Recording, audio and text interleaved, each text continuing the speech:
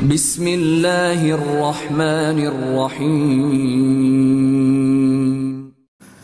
Hadirin dan hadirat yang dirahmati Allah Subhanahu wa taala, sebagaimana dijelaskan oleh para ulama bahwasanya seorang muslim atau seorang mukmin, seorang hamba masuk surga dengan rahmat Allah Subhanahu wa taala, terhindarkan dari neraka karena ampunan Allah Subhanahu wa taala, dan meraih derajat di surga karena amalannya. Orang masuk surga dengan rahmat Allah bukan dengan amalannya, dan dia terhindar dari neraka jahanam karena ampunan Allah Subhanahu wa taala, namun derajat surga dia raih sesuai dengan amalannya. Sebagaimana firman Allah Subhanahu wa taala, ya, walikullin darajatum mimma amilu. Masing-masing memiliki derajat berdasarkan amalan mereka. Udkhulul jannata bima kuntum ta'malun. Masuklah surga kalian berdasarkan amalan kalian. Oleh karenanya di dunia ini adalah tempat untuk kita beramal sebanyak-banyaknya. Sebagaimana kata Ali bin Abi Thalib radhiyallahu anhu, al-yauma amalun bila hisab. Sekarang yang ada amal, tidak ada yang menghisab kita. Akan tapi wa ghadan hisabun bila amal. Namun esok di akhirat sudah tidak bisa beramal lagi, yang ada hanyalah hisab. Karena seorang berusaha untuk menjaga kalau dia beramal soleh agar amal solehnya tidak gugur dan tidak berkurang pahalanya. Karena itulah bekal dia bertemu dengan Allah Subhanahu wa taala. Bekal dia untuk menghadapi sakaratul maut adalah amal solehnya. Bekal dia untuk di alam barzah, sebagaimana dalam hadis, seorang dalam alam barzah maka datang seorang yang berwajah tampan rupawan, terus beraroma wangi, maka ditanya kepadanya, siapa? Man anta? Siapa engkau? Maka dia berkata, ana amaluka saleh, aku adalah amal baikmu selama di dunia. Dan sebaliknya ada seorang yang datangi dengan orang yang buruk rupa, dengan bau yang sangat tidak enak, maka dia bertanya, man anta? Siapa engkau? Maka orang itu berkata, ana amaluka sayyi', aku adalah amal burukmu selama di dunia. Maka bekal kita di alam barzah adalah amal soleh, apalagi ketika menghadapi kesulitan-kesulitan dan rintangan-rintangan yang ada di hari kebangkitan kelak. Maka saya ingin mengingatkan bahwasanya kita semua selain beramal soleh ada perkara yang lebih penting, yaitu menjaga amal tersebut agar tidak gugur dan juga tidak berkurang nilainya. Ibnu Qayyim dalam kitabnya Al-Wabilus Sayyib pernah menyampaikan suatu perkataan yang indah. Dia berkata, laisa sya'nu fil amal, innama sya'nu kulla sya'ni fi hifdzil amal mimma yufsiduhu wa yuhbituhu. Perkara yang paling utama bukanlah masalah beramal soleh. Beramal soleh penting, tetapi innama sya'nu kulla sya'ni, perkara yang lebih penting dan sangat terpenting adalah fi hifdzil amal mimma yufsiduhu wa yuhbituhu, yaitu menjaga amal jangan sampai rusak. Kita sudah kerjakan jangan sampai rusak atau gugur. Kemudian beliau berkata, wa ma'rifatu ma yufsidul a'mal fi hali wuqu'iha, dan mengenali apa yang bisa merusak amal ketika amal sedang dikerjakan, wa yubtiluha wa yuhbituha ba'da wuqu'iha, apa saja pembatal amal ketika sedang mengerjakan amal tersebut. Dan ada juga pembatal yang muncul belakangan, amalnya sudah sah, tahu-tahu dibatalkan belakangan. Min ahammi ma yanbaghi an yufattisha alaihi al-abdu, ini perkara yang paling penting seorang untuk memeriksa dirinya. Wa yahris ala amalihi wa yahdharahu, dan dia berusaha untuk menjaga amalnya dan waspada terhadap penggugur atau perusak amal atau pengurang pahala amal yang dia kerjakan. Ini nasihat penting dari Ibnu Qayyim rahimahullahu taala. Karena jangan sampai kita hanya semangat beramal, ternyata amal kita bermasalah. Bisa jadi tidak diterima sejak awal atau diterima kemudian digugurkan oleh Allah Subhanahu wa taala karena kita melakukan pembatal-pembatal atau penggugur amal soleh. Allah bercerita tentang suatu kaum yang mereka menderita pada hari kiamat kelak. Allah berfirman, amilatun nasibah tasla naron hamiyah, yaitu orang-orang yang amilah, yang itu yang bekerja keras, nasibah letih. Namun bagaimana di neraka kelak? Tasla naron hamiyah, mereka masuk ke dalam neraka yang panas. Padahal mereka amilatun nasibah, bekerja keras dan berletih-letih. Al-Imam Ibnu Katsir rahimahullah taala menyebutkan dalam tafsirnya riwayat dari Umar bin Khattab radhiyallahu anhu ketika dia mendatangi tempat tinggal seorang rahib. Kemudian Umar memanggilnya, "Ya rahib, wahai rahib." Fa asyraf. Kemudian rahib tersebut keluar. Kemudian Umar melihatnya. Kemudian Umar pun menangis. Umar menangis melihat rahib tersebut. Maka ada yang bertanya kepada Umar, "Wa ma yubkik? Apa yang buat kau menangis wahai Amirul Mukminin, wahai Umar?" Maka Umar berkata, "Tadzakartu qaulahu ta'ala 'amilatun nasibah tasla naran hamiyah." Aku ingat firman Allah Subhanahu wa taala tentang orang-orang yang berletih-letih dan bercapek-capek di dunia beramal namun ternyata masuk neraka. Yaitu Umar menafsirkan di antara contohnya adalah orang-orang Nasara.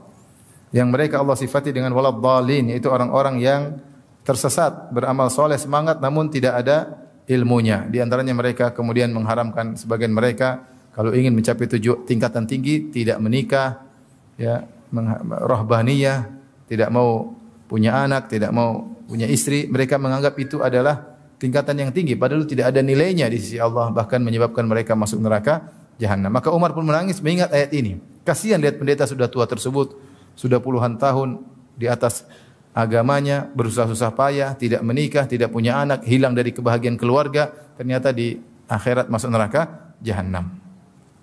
Demikian juga diriwayatkan dari sebagian salaf, mereka menafsirkan amilatun nasibah, yaitu orang-orang berletih-letih beramal soleh di dunia, beramal capek-capek, letih-letih, namun ternyata masuk neraka jahanam. Di antara mereka, sebagian ini pendapat Imam Al-Qurtubi rahimahullahu taala menafsirkan dengan ahlul bid'ah. Ahlul bid'ah seperti orang-orang khawarij. Orang-orang khawarij, Rasulullah sallallahu alaihi wasallam mensifati mereka dengan perkataan beliau, tahkiruna salatakum ma'a salatihim. Kalian para sahabat akan merasa minder kalau membandingkan salat kalian dengan salat mereka. Artinya orang-orang khawarij salatnya lebih banyak. Wa siyamakum ma'asiyamihim. Kalian akan merasa minder kalau membandingkan puasa kalian dengan puasa mereka. Karena mereka sangat sering berpuasa.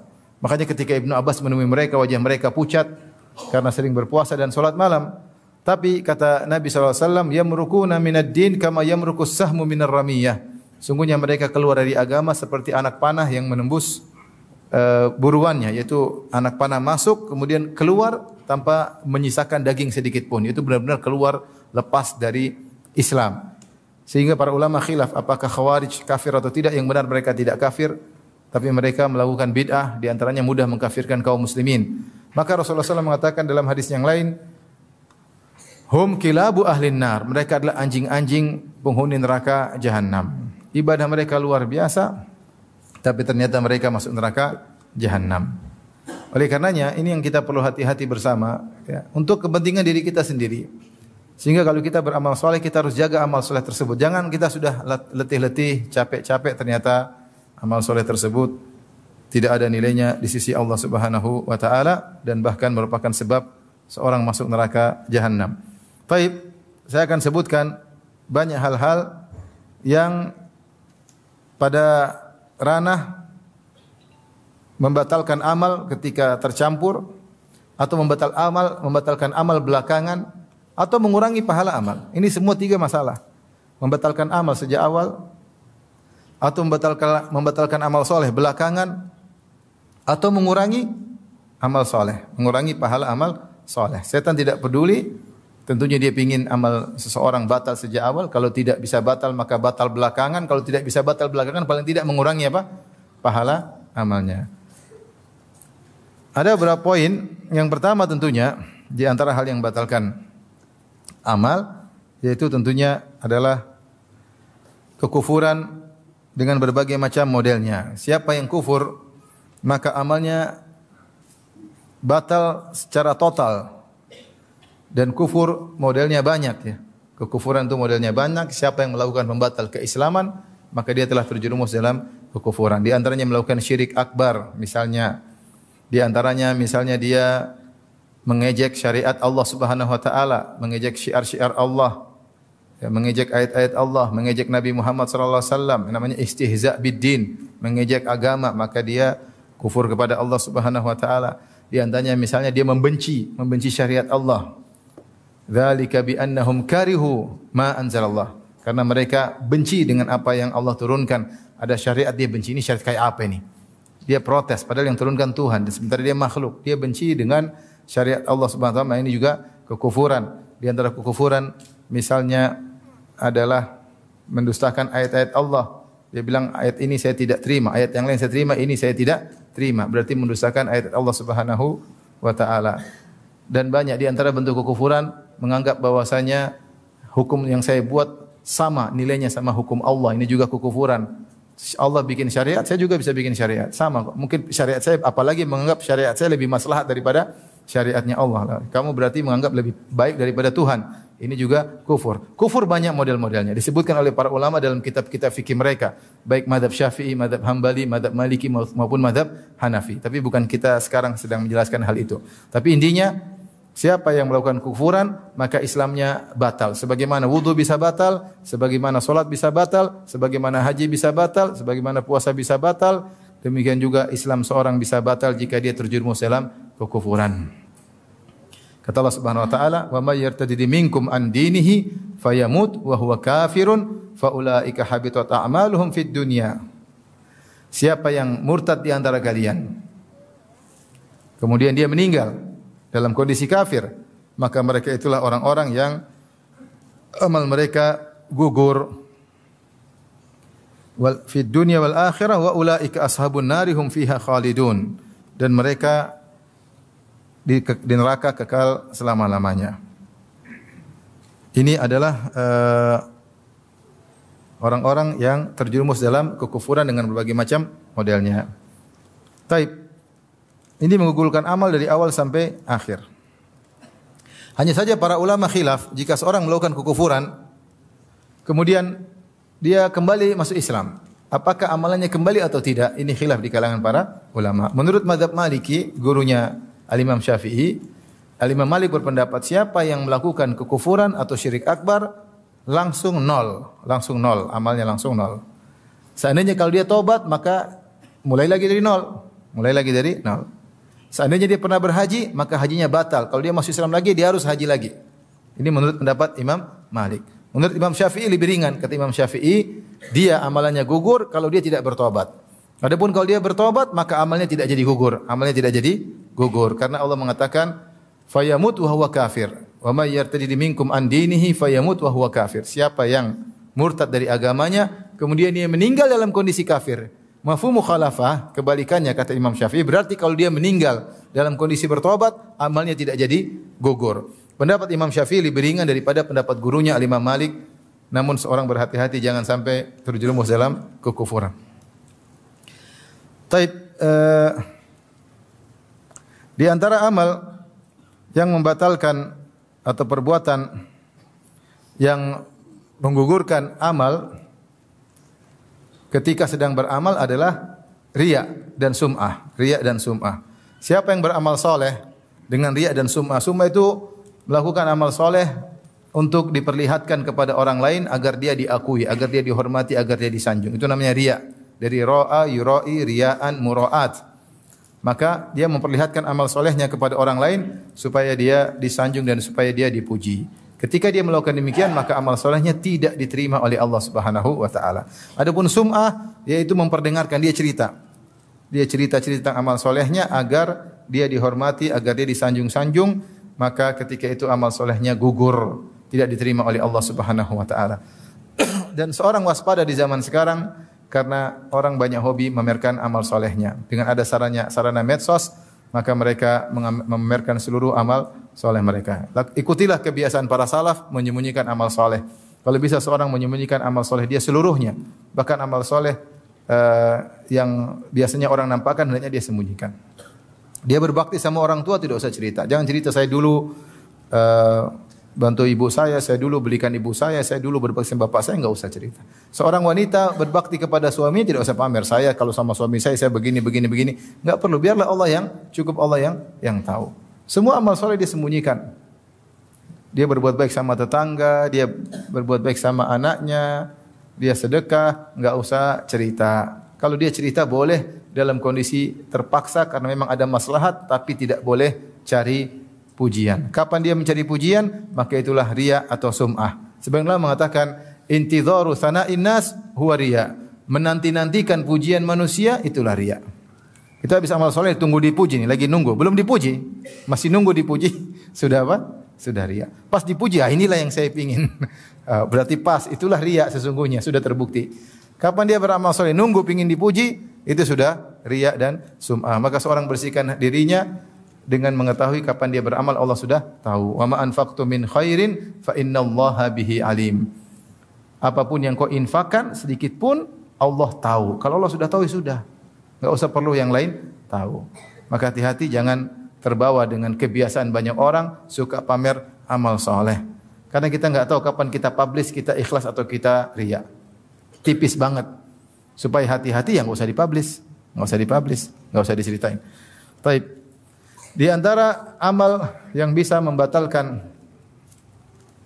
amal soleh setelah dilakukan amal soleh, yaitu membatalkan sedekah.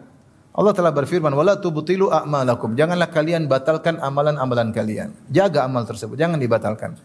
Di antaranya adalah sedekah yang ikhlas jadi batal gara-gara al-man wal adza. Kata Allah Subhanahu wa taala, "Ya ayyuhalladzina amanu la tubtilu shadaqatikum bil manni wal adza." Wahai orang yang beriman, janganlah kalian batalkan sedekah kalian dengan al-man dan al-adza. Apa itu al-man, apa itu al-adza? Dua hal yang bisa membatalkan amal soleh. Padahal sedekahnya ikhlas. Beda kalau riya dari awal udah batal. Ini ikhlas dulu, terus belakangan baru muncul al-man dan al-adza yang membatalkan. Padahal sudah ikhlas. Makanya Allah mengatakan, "La tubtilu shadaqatikum bil manni wal adza kalladzi yunfiqu ria'an nas, ma lahu ria'an nas." Janganlah kalian batalkan amal sedekah kalian dengan al-man dan al-adza sebagaimana orang yang riya. Kalau orang yang riya dari awal sudah batal.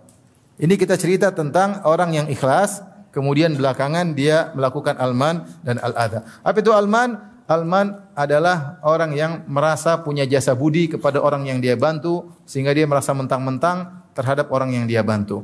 Kata Ibnu Hajar rahimahullah taala, al-man asalnya adalah amalan hati namun terkadang terungkapkan dengan lisannya. Jadi kalau kita bantu orang, jangan kita merasa kita hebat. Kita merasa dia rendah.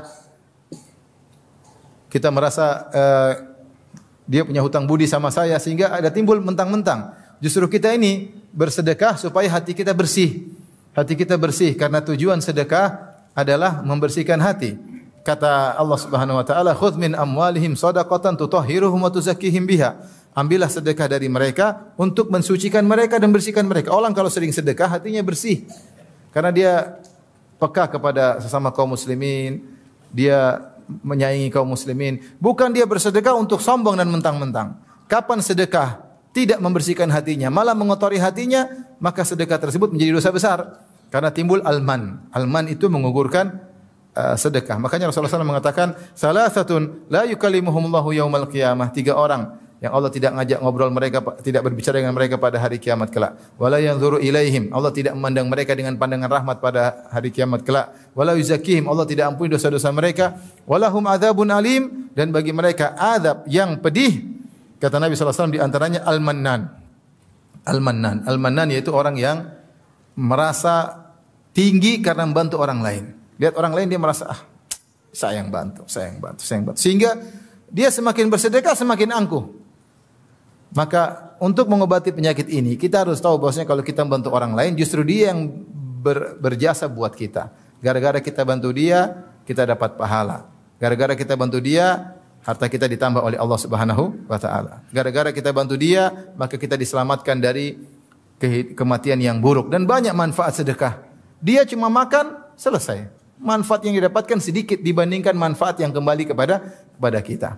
Saya sering sampaikan, ada orang mungkin dia melihara anak yatim di rumahnya. Biaya biar anak yatim tersebut mungkin sedikit, taruh 1 bulan 2 juta. Tapi Allah kasih dia harta berlimpah-limpah gara-gara dia memelihara anak-anak yatim tersebut. Mana yang lebih beruntung? Dia atau anak yatim? Dia yang lebih beruntung.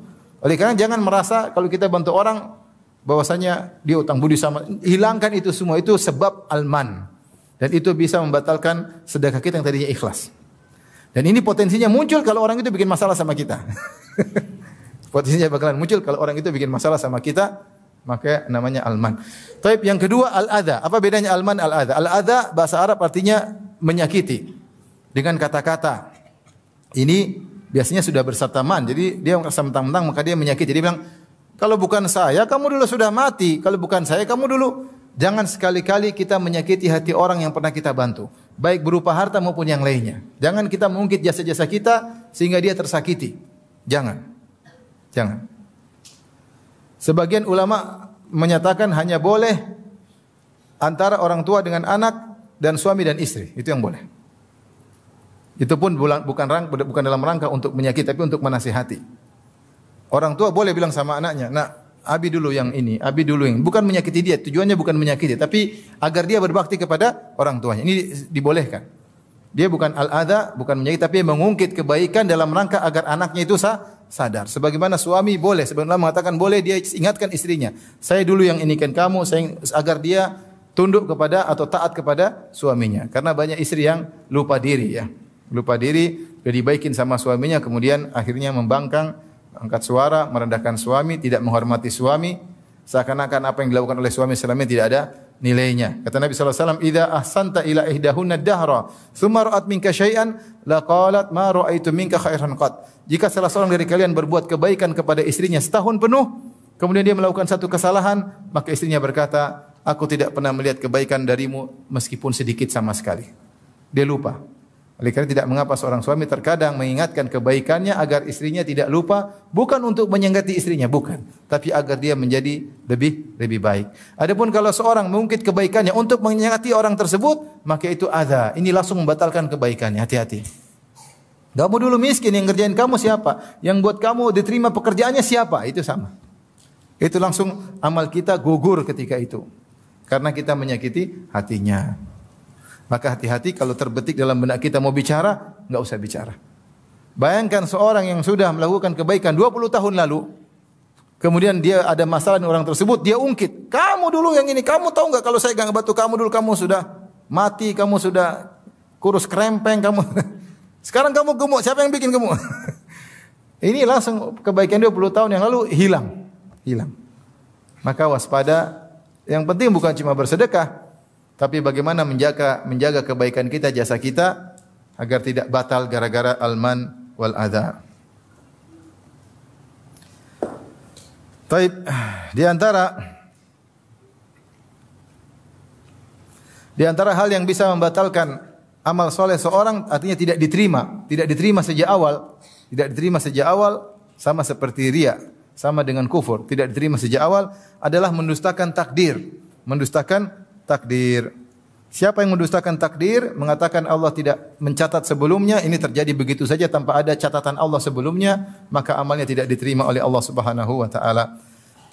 Dalam satu hadis ketika dilaporkan, dalam hadis pertama dalam Sahih Muslim, ketika dilaporkan kepada Ibnu Umar radhiyallahu taala anhuma bahwasanya di Basrah ada seorang namanya Ma'bad al-Juhani yang dia terlalu berdalam-dalam tentang ilmu sehingga menggunakan logikanya sehingga dia berkesimpulan al-amru unuf, bahwasanya segala perkara itu baru saja terjadi tanpa direncanakan oleh Allah, tanpa dicatat oleh Allah sebelumnya. Terjadi begitu saja. Allah tidak ada rencana-rencana, tiba-tiba muncul. Maka Ibnu Umar berkata, "Idza laqita haula," jika kau bertemu dengan mereka, fa akhbirhum anna ibna Umar bari'um minhum, sampaikan bahwasanya Ibnu Umar, saya sahabat Ibnu Umar, berlepas diri dari mereka. Wa hum bara'u minni, dan mereka berlepas diri dariku. Dan sampaikan kepada mereka, "Lau anna ahadahum anfaqa mithla Uhudin dhahaban ma qabilallahu minhu hatta yu'mina bil qadar." Sampaikan kepada mereka, kalau salah seorang dari mereka berinfak dengan emas sebesar gunung Uhud, Allah tidak akan terima sampai dia beriman dengan takdir. Emas gunung Uhud itu panjangnya 7 sampai 8 kilo. Lebarnya 2 sampai 3 kilo. Tingginya 100 meter lebih. Kalau ditimbang berapa ton? Kalau antum punya emas sebesar gunung Uhud itu, antum infakkan, meskipun ikhlas, tidak akan diterima kalau antum mendustakan takdir. Karena di antara rukun iman adalah apa? Iman kepada takdir. Semua ini sudah tercatat di Lauhil Mahfuz. Tidak ada satu perbuatan, kejadian, peristiwa kecuali sudah tercatat di Lauhil Mahfuz. Kalau kita tidak beriman akan hal ini, maka amal kita apapun yang kita lakukan gugur, tidak akan diterima oleh Allah Subhanahu wa taala.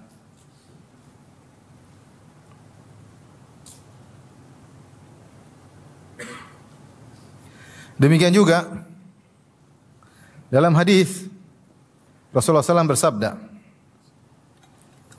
"Walau anfaqta mithla Uhudin dhahaban fi sabilillah ma qabilahu Allahu minka." Kata Nabi, kalau kau berinfak dengan emas sebesar gunung Uhud di jalan Allah, Allah tidak akan menerima darimu hatta tu'mina bil qadar, sampai kau beriman kepada takdir.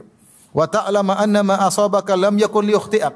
Dan kau tahu bahwasanya apa yang menimpamu tidak akan meleset karena sudah ditakdirkan.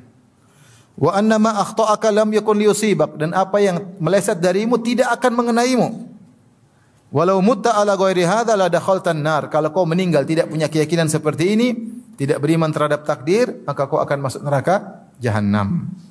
Karena hati-hati sebagian orang menggunakan logikanya, ya, tidak belajar Islam dengan baik, menggunakan logikanya akhirnya terjebak dengan paham qadariyah yang menolak adanya takdir, dan ini membatalkan amal seseorang. Maka waspada. Ini pentingnya kita belajar rukun iman. Di antara amalan yang bisa membatalkan amal soleh adalah, atau perbuatan yang bisa membatalkan amal soleh adalah meninggalkan solat asar. Meninggalkan solat asar. Datang hadis secara khusus dalam Sahih Bukhari dan yang lainnya. Rasulullah sallallahu alaihi wasallam bersabda, "Man taraka salat al-asr faqad habita amaluh." Siapa yang meninggalkan salat asar maka telah gugur amalnya. Man taraka salat al-asr faqad habita amaluh. Siapa yang meninggalkan salat asar maka telah gugur amalnya. Ada khilaf di kalangan para ulama apa maksudnya gugur amalnya. Ada yang mengatakan amalnya gugur seluruhnya jadi nol. Ada yang mengatakan amal dia pada hari itu. Ada yang mengatakan amal dia ketika mau dilaporkan ke Allah, karena sore malaikat angkat amalannya ke Allah, ternyata dia malah tidak salat asar, maka amalan seharian gugur. Amalan seharian gugur. Maka seorang jangan sampai meninggalkan salat asar. Kadang pulang kerja capek, letih, kemudian tidur, tidak salat asar, maka ini bahaya. Hendaknya seorang jangan meninggalkan salat asar dan berusaha jangan menunda-nunda salat asar. Rasulullah SAW sebutkan di antara sifat orang munafik yaitu menunda-nunda salat asar sampai menjelang adzan. Kata Nabi, tilka salatul munafik. Itulah salat orang munafik. Dia menunggu-nunggu sampai matahari sudah mau terbenam, tiba-tiba dia rajin mendadak. Langsung semangat, Allahu Akbar. Tadinya ngobrol terus. Maka seorang beriman jangan tunda-tunda salat asar. Segera dia lakukan salat asar. Di antara hal yang batalkan amal soleh seseorang adalah bersumpah mendahului Allah. Bersumpah mendahului Allah. Sok tahu tentang Allah Subhanahu wa taala dengan sumpah. Dalam hadis disebutkan tentang dua orang yang saling bersaudara. Kemudian yang satu rajin maksiat, yang satu rajin ibadah. Yang rajin ibadah selalu menegur yang teman yang suka bermaksiat. Dia mengatakan, "Ya fulan, aqsir, wahai fulan, berhentilah." Tapi temannya tersebut tidak mau berhenti.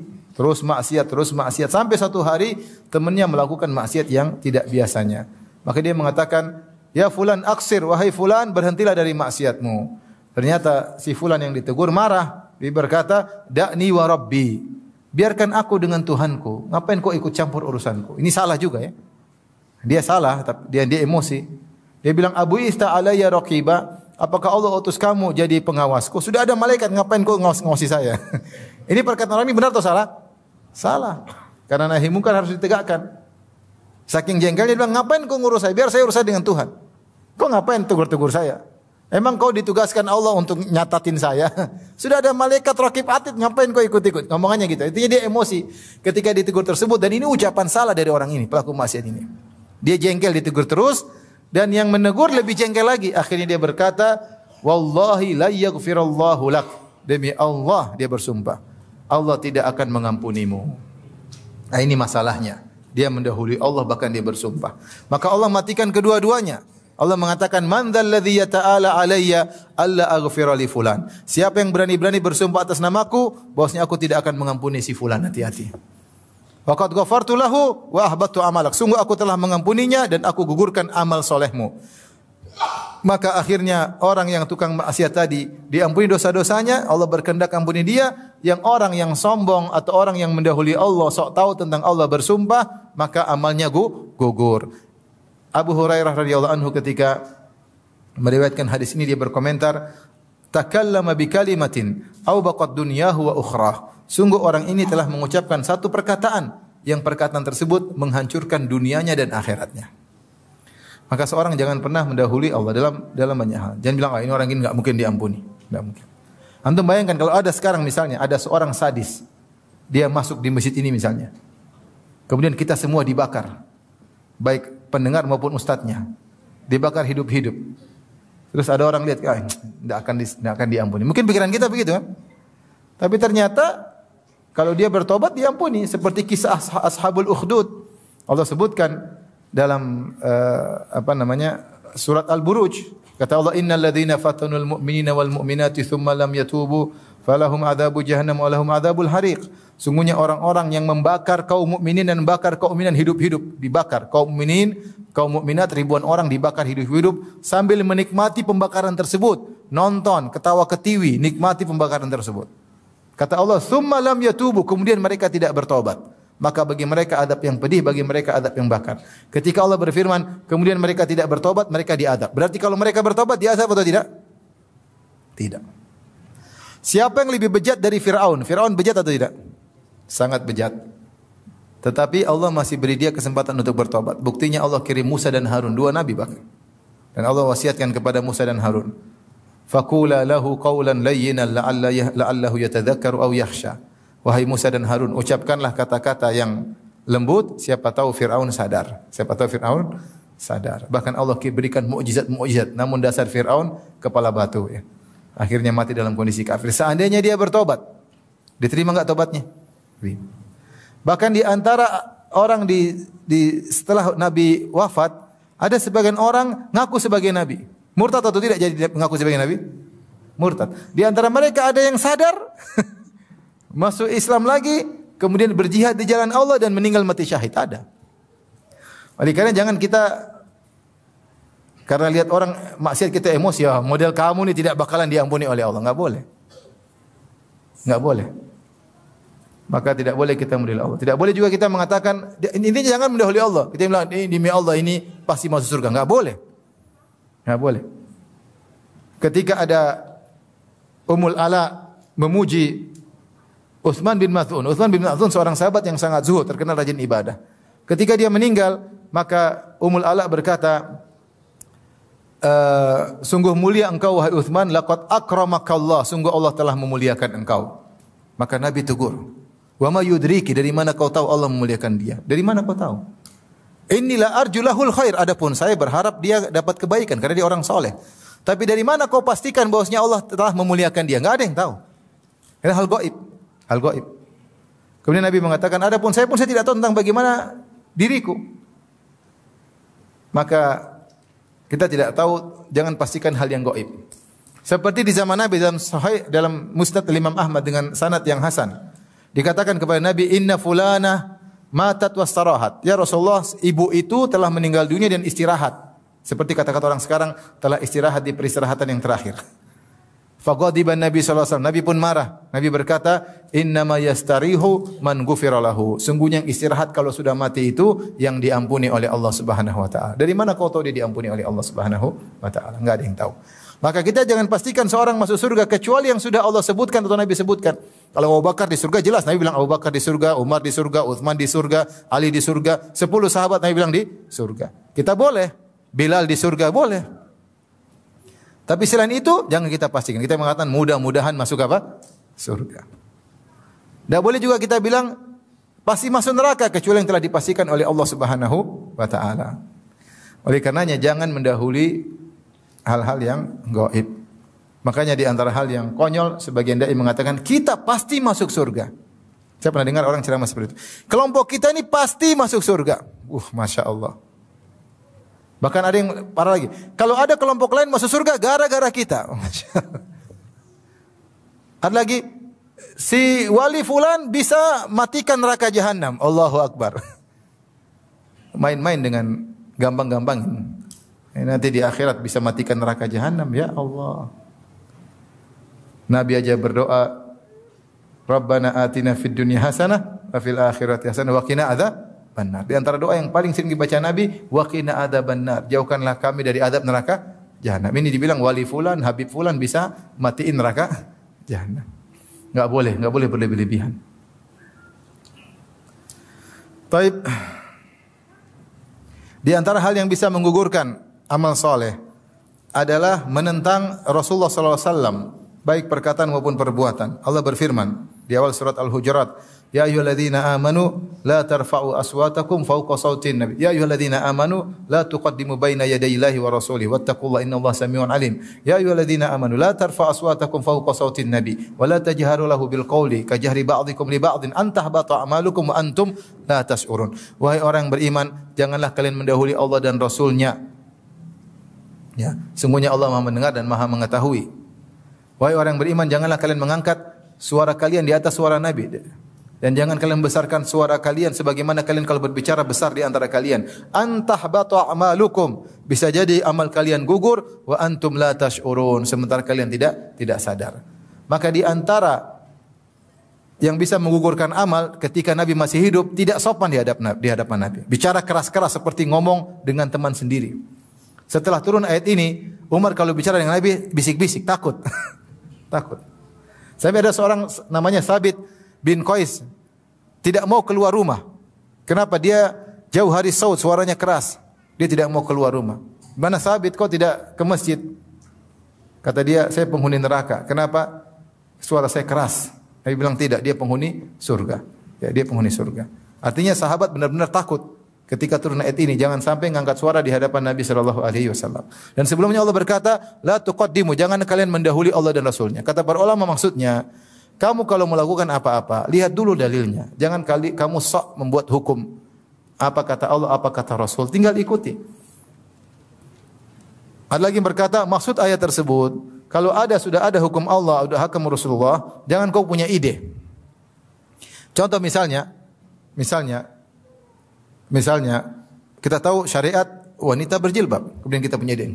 Kenapa sih wanita? Coba kalau tidak berjilbab kan lebih nyaman. Ini namanya ide, kasih ide sama Allah.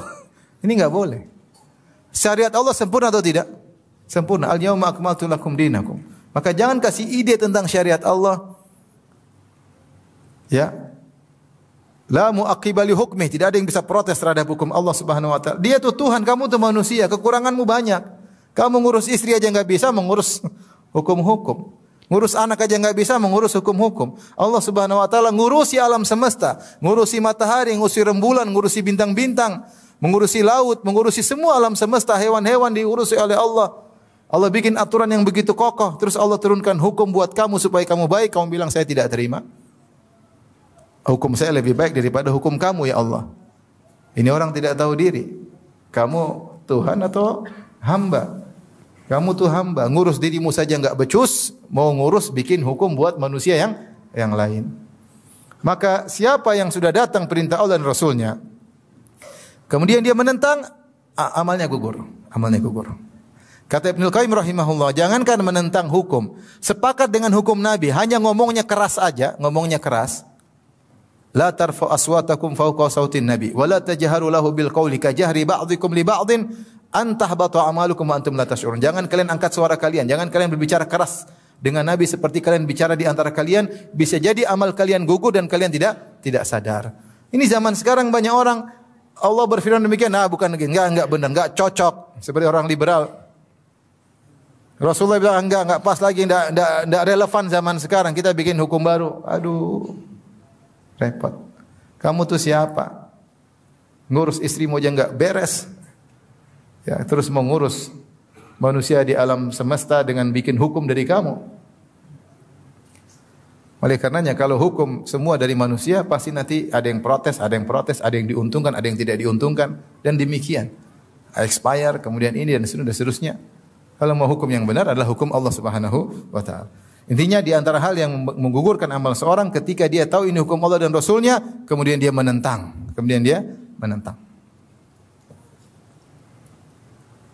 Maka hati-hati kalau kita sudah jelas hukum Allah, hukum Rasul, maka jangan dibilang lagi, kata Ustaz, kata Kiai, kata Habib, tidak ada. Kalau ini sudah hukumnya jelas, terima. Benar-benar dari Allah dan Rasulnya, maka terima. Kalau kata-kata terus nggak akan berhentinya. Sekarang Allah bilang, orang kafir di neraka, Yaunas di neraka, orang liberal bilang, ada juga orang liberal mengatakan enggak di surga. Kata Ustaz di surga. Allah bilang di neraka, dia bilang kata Ustaz di mana? Di surga. Allah bilang jangan mohon ampunan bagi orang kafir yang sudah meninggal dunia, enggak apa-apa. Kita mohon ampun buat mereka. Allah menyuruh pakai jilbab, enggak apa-apa enggak pakai jilbab, yang penting sopan. Sopan bagaimana? Sesuai dengan tradisi. Kalau di kantor sopan ya buka jilbab, kemudian betis kelihatan sedikit sopan. Itu namanya jilbab versi kantor. Tapi kalau di pantai ya bikini, itu yang sopan. Kacau seperti ini. Kalau sudah jelas hukum Allah dan Rasulnya, jangan coba-coba berpaling. Apalagi menentang, maka akan gugur amal. Tapi di antara hal yang bisa menggugurkan amal, artinya tidak diterima sejak awal adalah bikin bid'ah dalam agama. Itu ritual-ritual agama yang tidak pernah diajarkan oleh Nabi SAW dan tidak pernah diajarkan oleh para sahabatnya. Maka seorang tidak usah berbuat ritual-ritual yang tidak pernah diajarkan. Oleh karenanya Ibnu Umar radhiyallahu taala anhu ketika ada orang bersin, dia Hashim, kemudian dia bilang alhamdulillah wassalamu ala rasulillah. Dia gandengkan alhamdulillah dengan salawat atau ucapkan salam kepada Nabi. Maka Ibnu Umar tegur, bukan begini. Cukup bilang apa? Alhamdulillah atau alhamdulillahirabbil alamin. Mau salawat kapan saja, tapi jangan bikin ritual salawat bersama dengan alhamdulillah rabbil alamin bacaan ketika bersin. Paham? Nanti ada orang bikin bid'ah lagi. Hashim, alhamdulillah rabbil alamin arrahmanir rahim maliki yaumiddin iyyaka na'budu al-Fatihah. Tapi al-Fatihah kan bagus, iya, tapi bukan dibaca setiap kali bersin. Kamu baca kapan saja boleh, tapi jangan kau bikin baca al-Fatihah ritual setelah apa? Bersin. Saya pernah ditanya, "Ustaz, apa hukum salat birrul walidain?" Apa lagi salat birrul walidain? Enggak ada salat. Salat sudah jelas banyak. Jangan bikin lagi salat-salat baru. Imam Nawawi rahimahullah mengkritik beberapa salat yang beliau sebutkan sebagai bid'ah yang mungkar, di antaranya seperti salat raghaib dan juga salat 100 rakaat malam nisfu Sya'ban. Beliau ingkari, Imam Nawawi. Kenapa tidak ada ritual seperti itu? Nabi tidak pernah mengajarkannya, para sahabat tidak melakukannya. Kalau seorang mau bikin, setiap orang boleh bikin kreasi dalam agama, agamanya jadi kacau. Satu ibadah sambil loncat-loncat, satu ibadah sambil menari-nari, katanya dapat pahala. Lah bagaimana? Nanti satu ibadah sambil dangdutan, pahala. Kalau begitu ceritanya ngapain diutus Rasul? Seorang bikin ibadah masing-masing. Makanya tidak boleh seorang alhamdulillah Hashim terus alhamdulillah rabbil alamin arrahmanir rahim maliki yaumiddin waladdallin amin. Tidak boleh. Tidak boleh. Baca Quran bagus-bagus tapi jangan dijadikan sebagai ritual setelah apa? Bersin. Paham? Itu maksudnya. Kalau enggak nanti banyak kreasi dan itu semua ibadah yang tidak diajarkan oleh Nabi tertolak. Kata Nabi SAW, "Man ahdatha fi amrina hadza ma laysa minhu fa huwa rad." Siapa yang mengada-ngadakan perkara dalam agama ini yang tidak ada contoh dari kami maka tertolak. Lihatlah berbagai macam akidah-akidah baru yang muncul.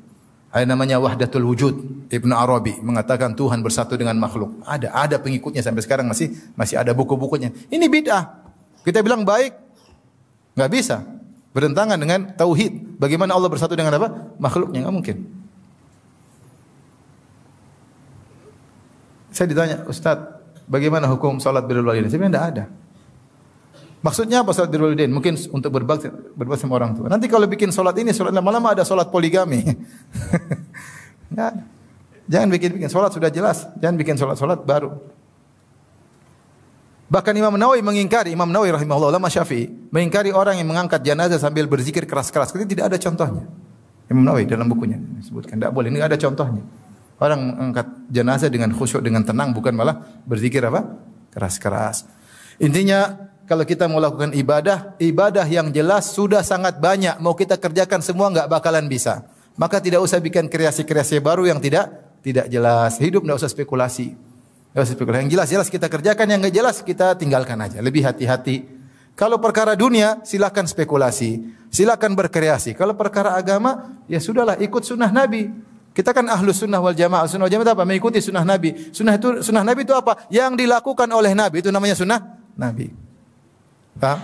Kalau Nabi tidak lakukan namanya bukan sunnah Nabi.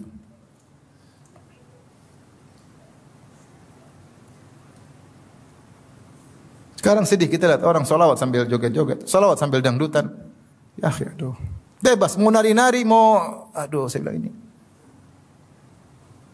Gimana ibadah kayak begini? Campur laki-laki perempuan, kemudian solawat joget-joget. Aduh, saya bilang ini gimana? Enggak ada yang mengingkari kah? Dibiarkan begitu saja. Jangan, nanti rusak agama ini kalau semua orang boleh bikin ibadah sendiri. Di antara hal yang bisa menggugurkan amalan adalah bermaksiat diam-diam. Kalau di depan orang soleh, temannya malaikat. Kalau sendirian, temannya iblis. Dalam hadis kata Rasulullah sallam, la alamannak aqwaman min ummati ya'tuna yaumal qiyamati bihasanatin amsali jibali tihamah fayaj'alahu Allahu azza wa jalla haba'an manthura. Sungguh aku mengetahui ada sekelompok orang yang mereka pada hari kiamat kelak membawa amalan yang banyak, pahala sebesar gunung-gunung Tihamah. Kemudian Allah jadikan pahala tersebut menjadi haba'an manthura, debu yang berterbangan tidak ada nilainya. Maka sahabat bertanya, siapa mereka itu? Rasulullah berkata, walakinnahum aqwamun idza khalau bi maharimillah intahakuha. Mereka adalah suatu kaum jika mereka sedang bersendirian maka mereka melanggar larangan Allah Subhanahu wa taala. Kalau lagi sendirian mereka bermaksiat. Hadis ini menjadi muskil di kalangan para ulama. Karena kita tahu namanya kaum muslimin siapa sih yang tidak bermaksiat ketika sendirian? Maka mereka mengatakan hadis ini maksudnya orang munafik. Maksudnya orang-orang apa? Munafik. Orang-orang mukmin namanya maksiat dia pasti sembunyi-sembunyi enggak? Kalau kita dia sembunyi-sembunyi kemudian dia termasuk dalam hadis ini kata mereka enggak. Orang mukmin yang terkadang bermaksiat diam-diam maka hendaknya dia bertobat kepada Allah. Tapi kalau setiap dia sendirian selalu bermaksiat dikhawatirkan dia seperti orang-orang munafik yang dimaksud. Paham? Maka seorang kalau bersendirian bermaksiat segera dia bertobat kepada Allah. Jangan dia continue terus tidak berhenti. Ketika dia tidak pernah berhenti, setiap sendirian bermaksiat, setiap sendirian bermaksiat, setiap tidak ada yang lihat bermaksiat, maka akhirnya dia seperti orang-orang munafik, dikhawatirkan amal-amal dia akan gugur pada hari kiamat kelak gara-gara dia ketika bersendirian pasti bermaksiat. Setiap sendirian pasti bermaksiat. Maka Rasulullah bersabda, "Ittaqillah haitsuma kunt." Bertakwalah dimanapun kau berada. Ketika kau di rumah bertakwa, ketika kau di luar rumah bertakwa, ketika di Indonesia bertakwa, di luar negeri bertakwa, bersama istri bertakwa, lagi tidak bersama istri bertakwa, di rumah bertakwa, di hotel juga bertakwa. Ya. Karena gangguan di rumah mungkin kurang, kalau di hotel banyak gangguan. Saya ingat cerita seorang syekh. Dia ketika ke suatu negara, kemudian dia masuk di hotel. Tiba-tiba ada orang ketuk pintu. Ketika dia buka ternyata perempuan sangat cantik, jelita. Lonte. Apa bahasa kerennya? PSK ya apa? Apa PSK singkatannya? Perempuan apa? Apa? Penjajah, penjual seks komersial. Bahasa kerennya lonte. Maka lonte ini dia kemudian menawarkan dirinya, maka syekh tersebut akhirnya takut, maka dia pun kunci pintu. Kemudian diketuk-ketuk terus, maka dia sujud langsung kepada Allah. Dia berdoa kepada Allah agar menguatkan hatinya. Orang kadang syahwat bergejolak dengan satu pandangan. Apalagi tinggal enggak ada orang, istri di rumah, istri di Saudi semua enggak ada yang tahu. Kalau dia mau maksiat sudah enggak ada yang tahu. Maka dia sujud minta kepada Allah, minta kepada Allah, minta kepada Allah. Nanti jam berapa lagi ada yang ketuk lagi. Siapa tahu jam 12 goyang. Dia sujud terus sampai akhirnya sampai pagi enggak ada lagi yang ketuk-ketuk. Mungkin lontenya udah tidur. Akhirnya dia selamat. Ketika dia pulang turun di Jeddah, begitu turun dari pesawat tiba-tiba ada telepon. Abu Fulan, iya, saya Abu Fulan. Kenapa? Anak saya, putri saya sudah waktunya menikah, saya ingin tawarkan untuk kamu. Masya Allah. Gara-gara meninggalkan lonte dapat istri berikutnya. Oleh karenanya, di antara cerita juga saya dengar ketika ada sekelompok orang pergi ke suatu negara kafir. Kemudian ternyata mereka bermaksiat di negara kafir tersebut. Negara Islam mungkin mereka takut. Begitu di luar sana dia bermaksiat. Kemudian dia didatangi oleh wanita, teman-temannya dia tidak mau, teman-temannya sudah pada zina, dia menyendiri. Ketika dia menyendiri didatangi oleh seorang perempuan khusus untuk dia. Maka dia bilang, jangan, saya ini kena AIDS. Jangan berhubungan dengan saya ini kena AIDS. Dia bohong, supaya dia tidak digauli, supaya dia tidak berhubungan. Dia bilang, saya ini kena AIDS, jauh. Kata perempuan tersebut, tenang, saya juga kena AIDS, tidak apa-apa. Itu teman-teman juga semua kena AIDS. Allahu Akbar, ngeri. Jadi intinya, kita ini kadang kalau di depan banyak orang, seperti teman malaikat. Kalau sendirian, kayak temannya siapa? Iblis. Karena seorang bertakwa kepada Allah. Kalau namanya manusia terjerumus dalam kesendirian itu wajar, orang beriman, tapi dia segera bertobat. Tapi kalau terus-terusan ini yang jadi masalah. maka jadi seperti orang-orang munafik yang mereka setiap tidak ada yang melihat mereka bermaksiat kepada Allah Subhanahu wa taala.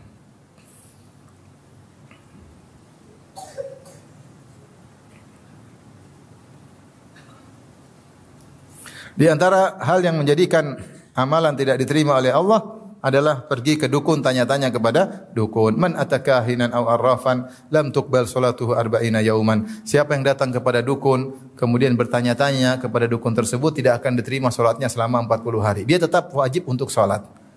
Kalau dia tidak salat maka lebih parah lagi. Dia wajib salat 40 hari tapi salatnya tidak diterima. Salatnya sah tapi tidak diterima. Kenapa? Karena dia bertanya-tanya kepada dukun. Ini baru bertanya kepada dukun. Kalau percaya kepada kabar dari dukun tentang masa depan, maka dia telah kafir. Karena yang tahu masa depan cuma Allah Subhanahu wa taala. Ini sekedar tanya-tanya saja. Maka dari sini dilarang seorang untuk membuka-buka ramalan-ramalan bintang. Jangan buka-buka. Kata para ulama, membuka-buka ramalan bintang, pengin cari tahu tentang nasib dia sama dengan bertanya-tanya kepada dukun. Saya bintang Libra, apa sih nasibnya bulan ini? Ini bulan apa ini? Bulan apa? Februari, bulan Februari. Akhir Februari uang berkurang diomelin istri. Waduh. Begitu pulang benar wah dia mana? Kamu ni enggak punya duit.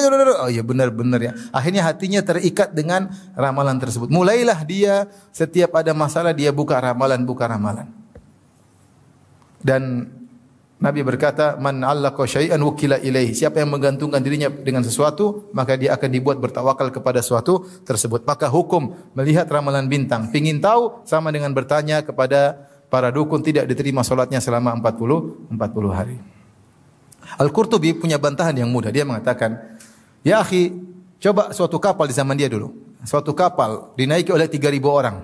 3.000 orang tersebut kira-kira tanggal lahirnya sama atau beda? Beda. Kira-kira semua bintang ada di situ enggak? Semuanya pasti ada di situ. Kemudian tenggelam sama-sama tenggelam. Nah, ini bintangnya beda-beda semua, tenggelam semua dalam waktu yang sama. Kalau harusnya bintangnya beda-beda, nasibnya beda-beda, harusnya ada yang tenggelam, ada yang loncat, ada yang terbang, harusnya demikian. Ketika semua tenggelam bareng-bareng menunjukkan bintang-bintang tersebut tidak ada faedahnya. Paham? Maka jangan pernah buka ramalan bintang. Karena salat Anda tidak akan diterima selama 40 hari.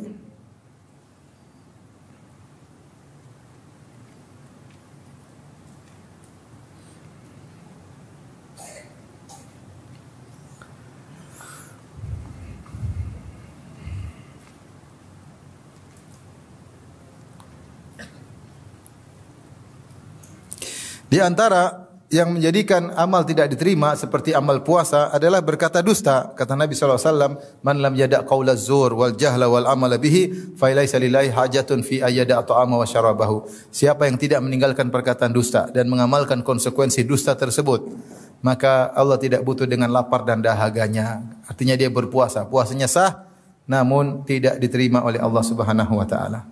Saya sering sampaikan, saya pernah mengisi salah satu stasiun TV terkenal, bukan di TV-nya tapi di pegawai-pegawainya. Tentang hal ini, saya sampaikan hadis ini.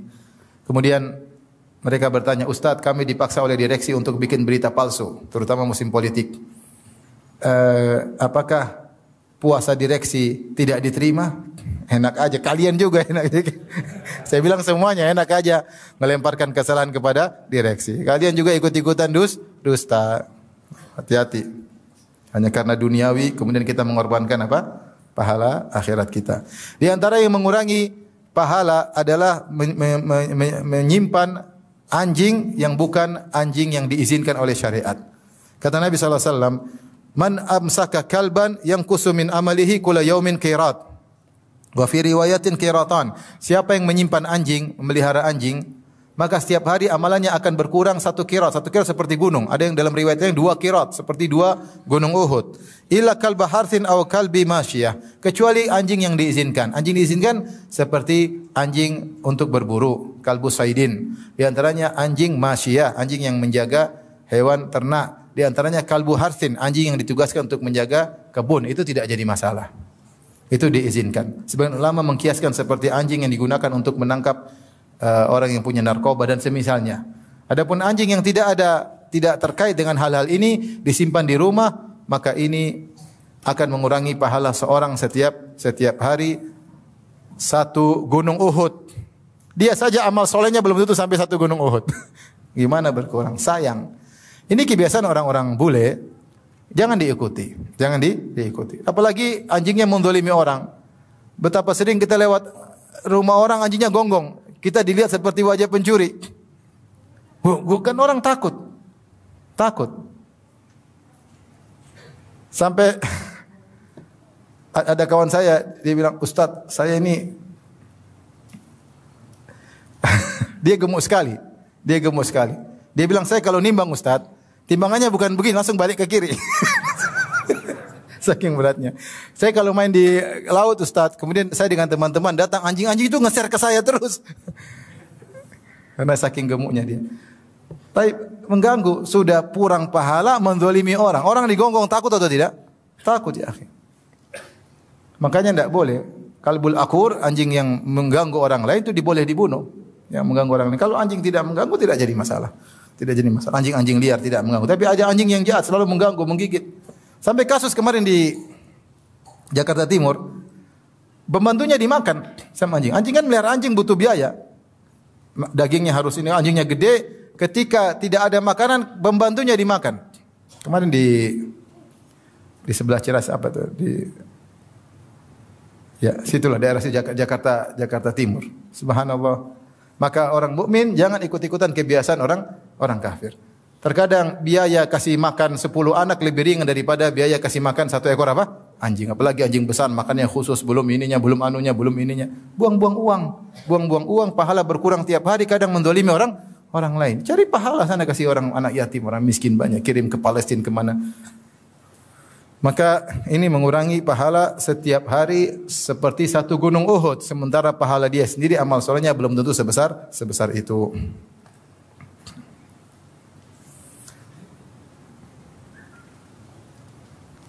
Di antaranya yang ditolak amalannya adalah wanita yang membangkang kepada suaminya. Ithnani la tujawizu salatuhuma ru'usahuma. 2 orang yang salatnya tidak akan melewati kepalanya, itu tidak akan diterima oleh Allah Subhanahu wa taala. Abdun abaqa min walihi hatta yarja ilaihim, yaitu budak yang kabur sampai kembali kepada tuannya. Wa imra'atun asat zaujaha hatta tarji. Wanita yang membangkang kepada suaminya sampai dia kembali kepada suaminya. Hati-hati ini kepada para ibu-ibu. Jangan suka membangkang kepada suami. Kalau membangkang kepada suami, salatnya tidak diterima oleh Allah Subhanahu wa taala. Rugi. Kemudian juga dalam hadis yang lain, salasatun la tujawizu salatuhum adhanahum. 3 orang yang salatnya tidak akan diterima. Al-abdul abik hatta yarji. Hamba budak yang kabur sampai kembali. Wa imra'atun batat wa zawjuha 'alaiha sakhit. Seorang wanita istri yang tidur sementara suaminya marah sama dia. Dia cuek aja. Suaminya ngomel-ngomel, dia pakai selimut tidur. Ini tidak diterima salatnya sampai dia kembali kepada suaminya. Wa imamu qaumin wa hum lahu karihun. Perhatikan ini. Imam yang dibenci oleh makmumnya. Ada imam model begini. Terlalu pede, tidak ada yang akan jadi imam, dia maju sendiri jadi imam. Bacaannya kicau beliau, kacau balau. Kacau balau. Al-Fatihah salah, bacaan salah, lagu enggak enak, tapi mau jadi imam. Ditegur marah-marah. Semua orang mau tidak sholat di belakang dia, masjidnya cuma di situ. Akhirnya mereka sholat situ, benci sama dia, ini imam, sholat tidak diterima. Jadi imam ini bukan masalah gengsi-gengsian. Imam ini adalah kedudukan syar'i. Rasulullah yang suruh. Harus ada syarat-syarat untuk menjadi imam. Kata Rasulullah SAW, ya ummukuma, ya aqra'ukum, ya ummul qaum aqra'uhum li kitabillah. Yang menjadi imam yang paling mahir dalam Al-Quran, yaitu yang paling berilmu, yang ngerti. Para sahabat dulu keilmuan mereka dalam Al-Quran sama, itu paling berilmu. Itu yang boleh jadi imam, bukan gengsi-gengsian. Jangan mereka jadi imam. Kalau terjadi imam, tidak ada yang suka. Ditegur nggak mau, tetap ngeyel pengen jadi imam. Karena orang jadi imam gengsi, imam masjid, imam besar di masjid kecil. Akhirnya solatnya tidak diterima, kasihan. Maka kita bukan masalah. Makanya di antara larangan para ulama, kalau jadi imam jangan tawadhu-tawadhuan. Kamulah jangan. Padahal dia tahu dia lebih alim dari kamu yang maju. Ini bukan masalah tawadhu. Rasul yang suruh. Yang paling alim menjadi apa? Imam. Jangan bilang, enggak kamu aja. Padahal dia tahu orang ini enggak tahu. Enggak bisa jadi imam. Kamu aja. Tawadhu. Tawadhu yang keliru, paham? Ini karena terkait dengan salat jamaah seluruhnya. Jadi cari imam yang baik. Demikian kajian kita. Subhanakallah bihamdik asyhadu an la ilaha illa anta astaghfiruka wa atubu ilaik. Assalamualaikum warahmatullahi wabarakatuh.